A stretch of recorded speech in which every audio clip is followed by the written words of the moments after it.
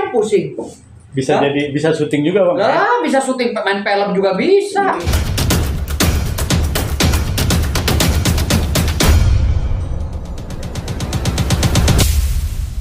Kayak ini aja, kita mau membongkar kasus si Hotman Paris, ya kan? Dia melaporkan, tapi kok dia yang takut dibuka isi catatan-catatannya Bang Rasman.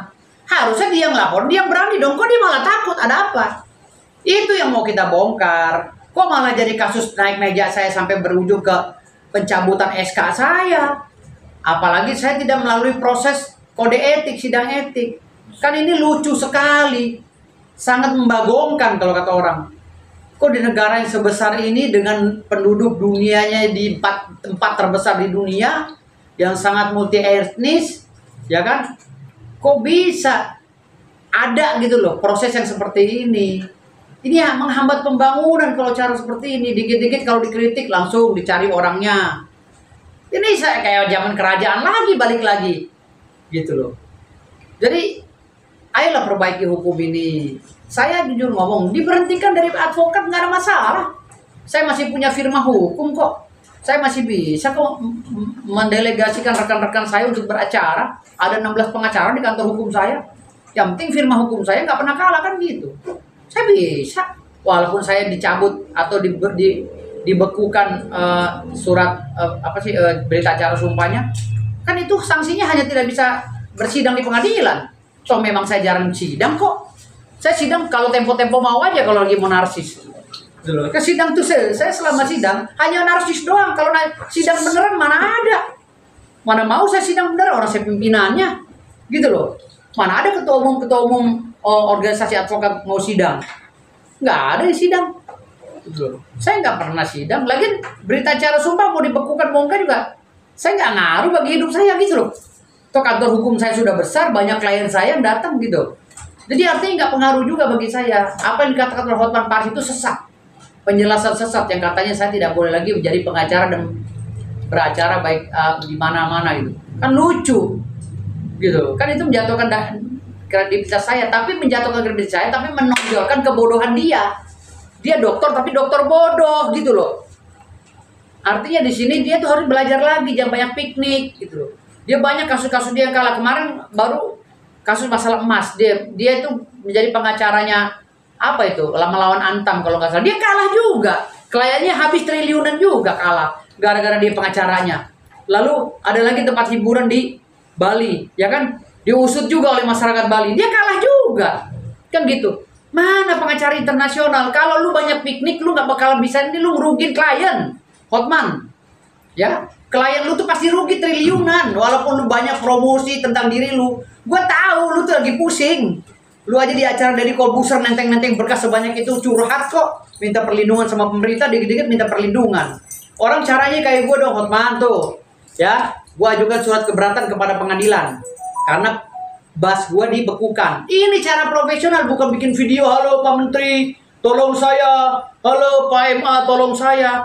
Kasihan amat sekelas kamu, itu dokter apa kamu? Lucu seorang dokter begitu tingkah lakunya. Udah bawa cewek ke sana kemari, ya itu urusan pribadi kamu lah, tapi kan lucu. Gitu loh, yang justru melanggar etik tuh dia, yang nggak pantas gitu loh. Jadi artinya di sini udahlah jangan dibolak-balik gitu kan. Kalau ingin memberhentikan saya, mencabut SK saya atau membekukan SK saya, bekukan juga dong tuh. Banyak pengacara yang udah dihukum sampai 8 tahun, 6 tahun, ya, dicabut juga tuh SK-nya, termasuk si Hotman Paris. Dia udah dipecat dari Pradi, cabut juga dong SK-nya. Biar equality before the law, biar sama di hadapan hukum. Jangan gua doang sama Bang Rasman. Gua ini berdasarkan kuasa gua aja masih berlapis di Undang-Undang 18 tahun 2003. Itu dulu patahkan. Baru kita bicara lagi ke masalah contempt of court. Setelah sidang contempt of court, gua benar-benar bersalah, ya, dan dihukum, baru kode etik. Ingat ya, sidang etik itu nggak ada kaitannya dengan contempt of court. Sidang etik itu hanya berkaitan dengan antara saya dengan klien saya atau antara pengacara dengan pengacara. Itu sidang etik, harus paham itu. Tapi di luar itu semuanya ranah-ranah lain. Maka ini konteks hukumnya udah nggak benar, cara penerapannya nggak benar, istilah hukumnya juga diada-ada, akhirnya memalukan. Dan penegakan hukum di Indonesia ini menjadi tercemar hanya gara-gara sekelumpulan orang yang seperti Hotman Paris yang nggak ngerti konstruksi hukum. Gitu. Akhirnya negara dikacau balau.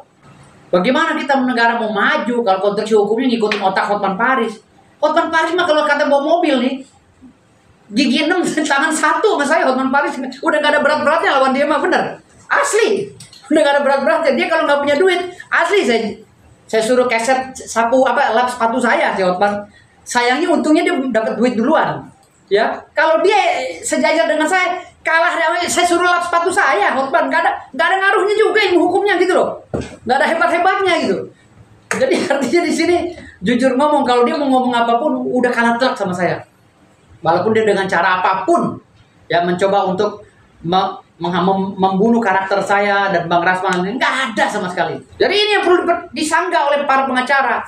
Pengacara jangan diem aja, gitu loh. Karena ini dapur kalian. Kalau kami yang udah sukses kayak begini, nggak ngaruh Pak. Saya bisa bawa mobil, bisa bawa truk. Oh, gak jadi pengacara, gue jadi supir truk.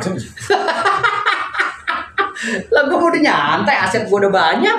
Hah? Aduh, jadi supir angkot lagi nggak masalah gue. Tadi musisi lah, kontrakan gue udah bejibun, kosan gue udah banyak. Kosan gue udah 58 pintu, ngapain pusing? Bisa jadi, bisa syuting juga bang? Lah, bisa syuting, main film juga bisa, bikin lagu bisa. Apa sih yang nggak bisa dari gue? Nggak ngaruh, Hotman lu mau jatuhin gue kayak apa, nggak ngaruh. Kan gue bilang nggak ngaruh, walaupun lu pakai duit triplek, setebel triplek, nggak ngaruh. Yang penting ini man, Hotman deh. Man, lu pengacara senior internasional nih, kalah lu hari ini sama gue. Ya, kalah lu walaupun dengan cara main sabun. Kalah.